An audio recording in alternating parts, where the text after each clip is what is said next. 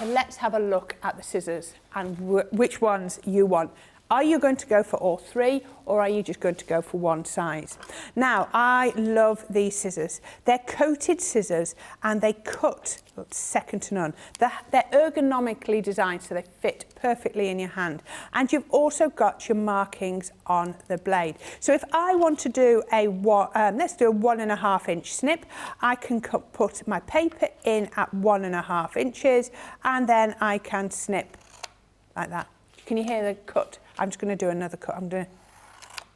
Oh, the sound of these. Hope you can hear that. I'm going to come up to it. I'm going to listen to that. Absolutely amazing. Now, everyone says, which size scissors do I need? So I find that these are one of my go-to size scissors.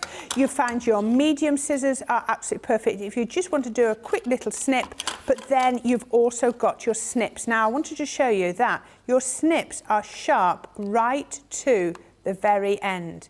Can you see that? I don't think I can go much smaller than that. I don't have to use the whole blade. I can just use the very, very end. Now, how many pairs of scissors have you got where you have to cut like this? And that is why I like to have all three of my Crafters Companion scissors.